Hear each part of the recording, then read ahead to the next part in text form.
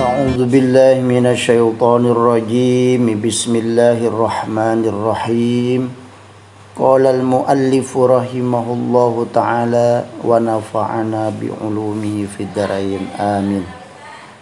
بسم الله الرحمن الرحيم. Alhamdulillah, segala puji bagi Allah. Kalau bahasa Jawanya, utawi sedaya puji iku lillahi kedua Allah. Di sini menggunakan kalimat segala. Berarti pujian Allah itu bukan satu, tapi banyak. Ulama menentukan pujian di sini ada 4. Yang pertama, puji Allah pada Allah. Yang kedua, puji Allah kepada makhluk. Yang ketiga, puji makhluk kepada Allah. Dan yang keempat, puji makhluk kepada makhluk. Itu nanti kajiannya kepada ilmu tauhid. Kemudian Rabbil Alamina, Tuhan seru sekalian alam. Di sini ada kalimat Rabbi dari kata Robba yurabbi tarbiyatan. Bisa diartikan bahwa Allah itu yang memelihara, Allah yang menciptakan, Allah yang melindungi, dan Allah yang mendidik. Kenapa diartikan mendidik? Karena berasal dari kata Robba yurabbi tarbiyatan. Maka sekarang ada istilah fakultas tarbiyah, yaitu fakultas pendidikan. Wabihi, dan kepada Allah, nasta'inu, kami mohon pertolongan. Kita mohon pertolongan kepada Allah karena sifat manusia itu adalah lemah. Bahkan kita diperintah oleh Allah untuk selalu mohon kepada Allah. Kalau Allah menyuruh kita meminta, kalau kita banyak dipinta, kita bosan. Kalau Allah senang dipinta. Ala umurid dunya wadin, apa yang diminta? Atas perkara-perkara atau urusan-urusan dunia, wadin, dan urusan akhirat. Kita mohon perlindungannya kepada Allah agar kita selamat dunia dan akhirat. Wa sallallahu, dan rahmat Allah, wa sallama ala sayyidina Muhammadin, dan keselamatan ala sayyidina, semoga tetap kepada pemimpin kita Muhammadin, yakni Nabi kita Muhammad sallallahu alaihi wasallam, khatamin nabiyyina, yang menjadi penutup para nabi. Jadi setelah Nabi Muhammad itu tidak ada nabi lagi. Andaikan di akhir zaman ini ada orang bisa terbang ke angkasa, bisa jalan di atas air, sorbannya segede balok, udang-udangnya segede ban Vespa, tasbihnya segede buah kelapa, lalu dia mengaku nabi, apa kalian percaya? Jawabannya tentunya tidak. Titik sudah. Karena di sini kalimatnya khatamin nabiyyin. Tidak ada nabi setelah nabi kita Muhammad sallallahu alaihi wasallam. Kita lanjutkan. Wa alihi, dan keluarganya Kangjeng Nabi, wa sahbihi, dan sahabat Kangjeng Nabi, ajma'ina, semuanya. Jadi rahmat dan salam itu semoga tercurahkan kepada Nabi kita Muhammad, para sahabat-sahabatnya, keluarga-keluarga Kangjeng Nabi, dan mudah-mudahan termasuk kita juga. Amin ya rabbal alamin. Wala haula, dan tidak ada daya upaya. Wala quwwata, dan tidak ada kekuatan, illa billahil aliyyil azim, kecuali dengan pertolongan Allah Al-Aliyyi, yang maha tinggi, Al-Azimi, yang maha agung atau perkasa. Jadi sifat manusia itu sangat lemah. Jangan sampai kita ini memiliki rasa atau sifat sombong di dalam hati kita. Kita buang yang namanya sifat angkuh, iri, dengki, sombong atau serakah. Ini penyakit-penyakit yang sangat berbahaya dibanding dengan penyakit-penyakit biasa. Penyakit ini bisa dibawa ke akhirat nanti. Mudah-mudahan hati kita dipelihara oleh Allah Subhanahu wa taala, terhindar dari penyakit-penyakit tersebut. Amin ya rabbal alamin. Paslun utawi iki iku pasal suwiji.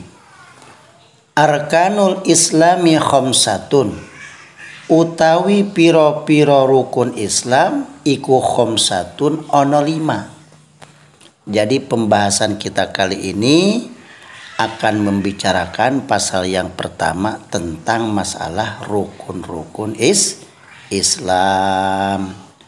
Rukun Islam itu jumlahnya khamsatun, ada 5. Yang pertama, syahadatu alla ilaha illallah, bersaksi bahwa tidak ada Tuhan selain Allah, wa anna Muhammadan Rasulullah, dan sesungguhnya bersaksi bahwa Nabi Muhammad adalah utusan Allah.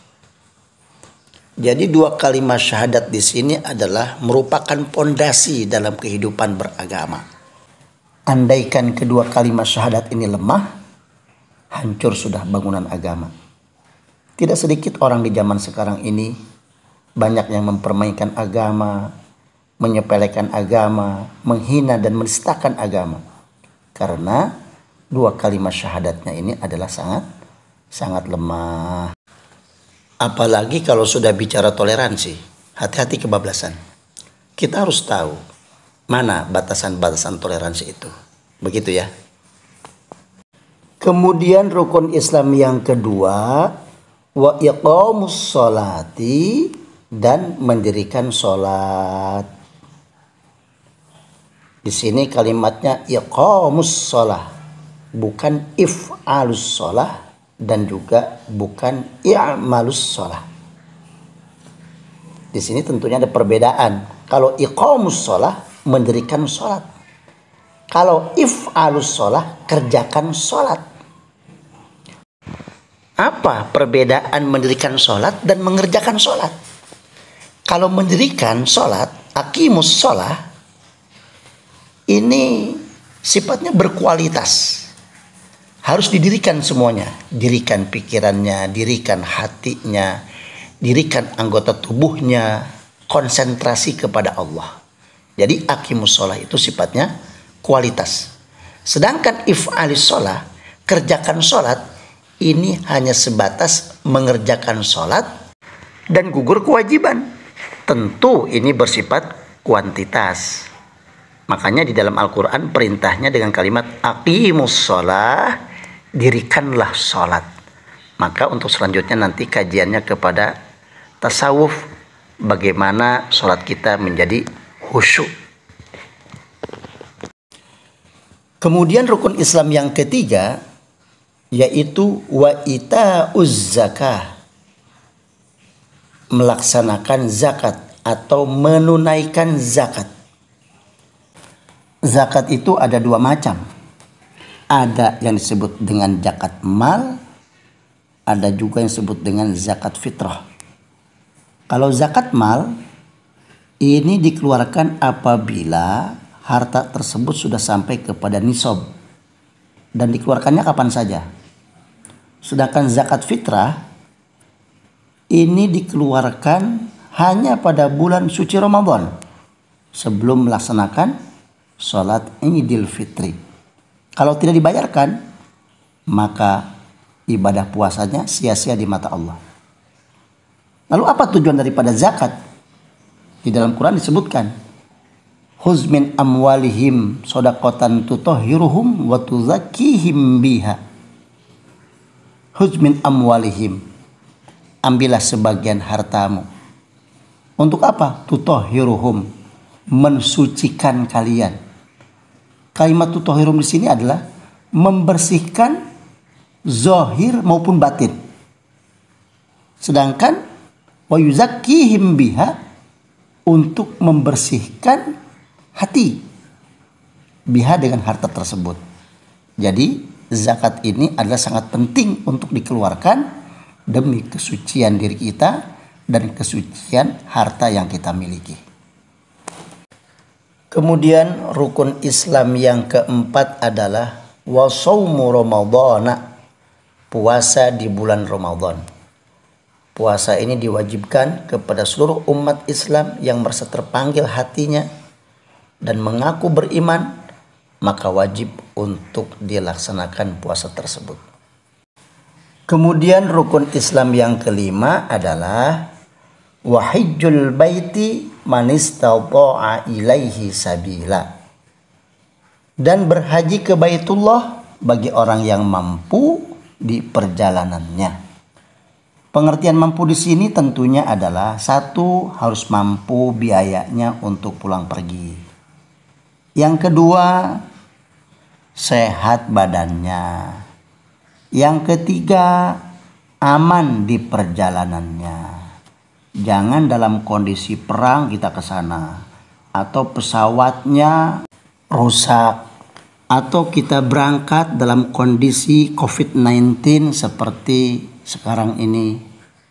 Kita jangan memaksakan diri untuk berangkat ke sana karena tidak memenuhi syarat, kondisinya tidak aman, malah berbahaya, maka naik haji tidak menjadi kewajiban. Demikian pembahasan kita tentang rukun Islam.